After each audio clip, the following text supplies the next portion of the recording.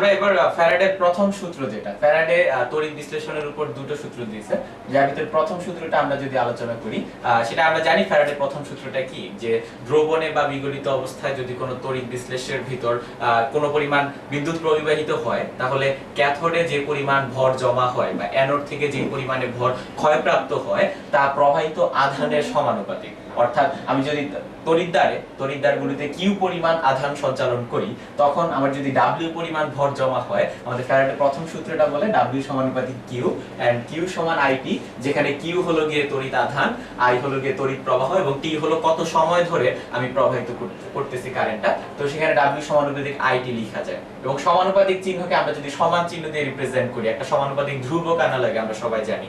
তাহলে W ZQ অথবা W ZIT, এখানে Z হলো কি আমাদের একটা সমানুপাতিক ধ্রুবক এবং আমরা কেমিস্ট্রিতে এই Z এর একটা স্পেশাল নাম দেই, সেই নামকে আমরা বলি Z তড়িৎ রাসায়নিক তুল্যাঙ্ক। Z কে আমরা বলি যে তড়িৎ রাসায়নিক তুল্যাঙ্ক,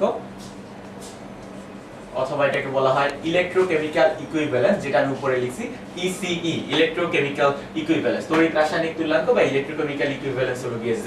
আমরা মোটামুটি এখন Z এর পরিচয়টা সম্পর্কে জানবো, Z এর সংজ্ঞা কি বা Z এর একক কি।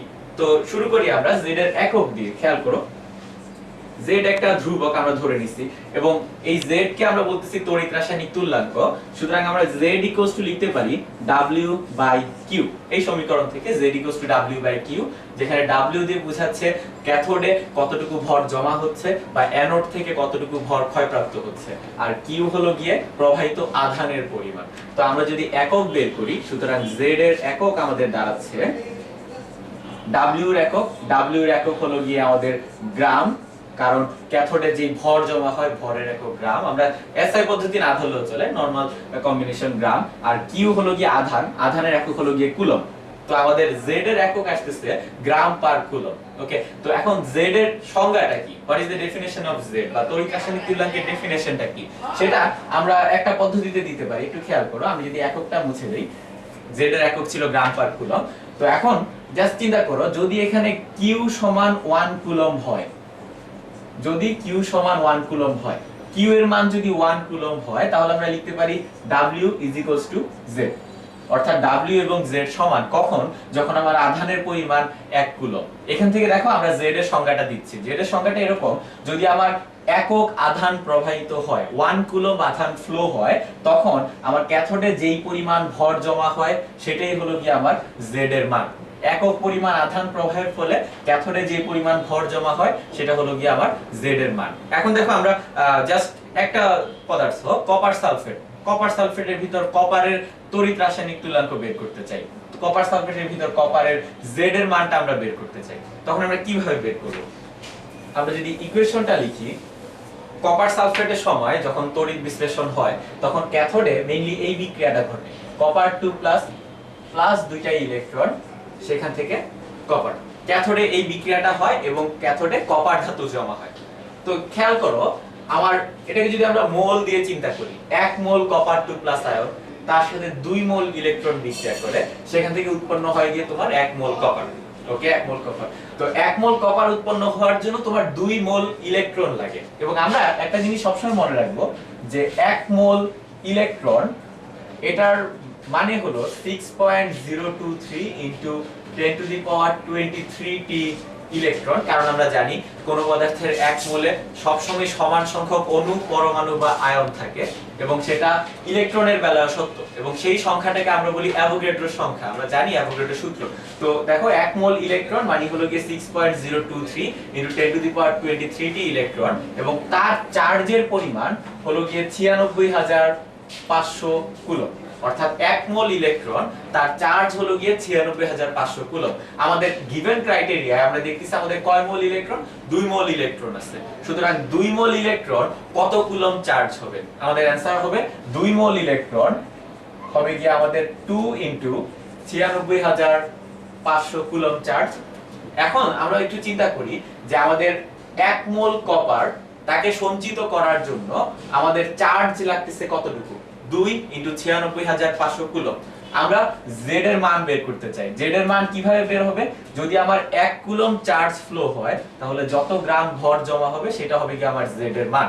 তো চিন্তা করো আমাদের 2 গুণ 96,500 কুলম, এখান থেকে কপার জমা হয় তোমার 1 মোল কপার মানে হলো গিয়ে 63.5 গ্রাম। এই লাইনটা আমরা এই বিক্রিয়া থেকে লিখতে পারি কিভাবে, দেখো 2 মোল ইলেকট্রন, সেখান থেকে 1 মোল কপার জমা হয়, আর 2 মোল ইলেকট্রনের চার্জ হলো গিয়ে 2 × 96,500 কুলম।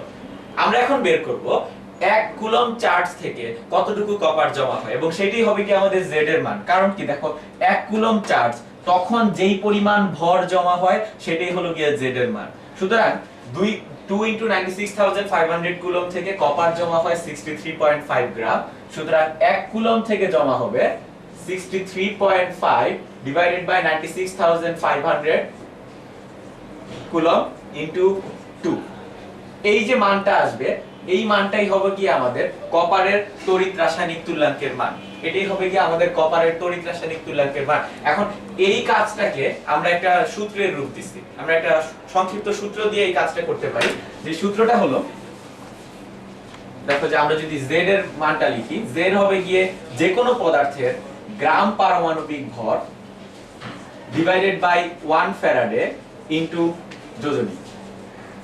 দেখো এটা হলো গিয়ে z এর মান বের করার, তড়িৎ রাসায়নিক তুল্যাঙ্কের মান বের করার সংক্ষিপ্ত সূত্র, এবং এই সূত্রটা আমরা এখান থেকে পাইছি। এখানে দেখো যে উপরে 63.5 গ্রাম, হোয়াট ইজ 63.5 গ্রাম? কপারের ক্ষেত্রে 63.5 হলো গিয়ে কপারের আণবিক ভর, এবং 63.5 গ্রাম সেটা হলো গিয়ে কপারের গ্রাম পারমাণবিক ভর। 1 ফ্যারাডে মানে হলো গিয়ে 96,500 কুলম, আমরা সেটা লিখলাম 1 ফ্যারাডে। এবং কপার সালফেটে কপারের অ্যাক্টিভ ভ্যালেন্সি বা সক্রিয় যোজনী কত? কপার সালফেটে কপারের সক্রিয় যোজনী হলো গিয়ে 2। ওকে, তো এই z গ্রাম পারমাণবিক ভর বাই 1 ফ্যারাড ইনটু ভ্যালেন্সি, এটি হলো গিয়ে আমাদের তড়িৎ রাসায়নিক তুল্যাঙ্কের মান বের করার সূত্র। এবং আমরা জাস্ট একটা উদাহরণ দেখি। ধরো তোমাকে বললো অ্যাসিড মিশ্রিত পানির তড়িৎ বিশ্লেষণ। অ্যাসিড মিশ্রিত পানির তড়িৎ বিশ্লেষণে ক্যাথোডে কি জমা হয়? আমরা জানি অ্যাসিড মিশ্রিত পানির তড়িৎ বিশ্লেষণে ক্যাথোডে হাইড্রোজেন এবং অ্যানোডে অক্সিজেন জমা হয়। এখন তোমাকে বললো যে হাইড্রোজেনের তড়িৎ রাসায়নিক তুল্যাঙ্ক কত হবে? হাইড্রোজেনের তড়িৎ রাসায়নিক তুল্যাঙ্ক যদি আমরা বের করতে চাই, দেখো আমাদের উপরে বসানো লাগবে ক্যাথোডে যে জমা হয়। ক্যাথোডে কে জমা হয়? ক্যাথোডে হাইড্রোজেন জমা হয়। হাইড্রোজেনের গ্রাম পারমাণবিক ভর, হাইড্রোজেনের গ্রাম পারমাণবিক ভর হলো গিয়ে তোমার 1 গ্রাম। 1 ফ্যারাডে মানে হলো গিয়ে 96,500 কুলম।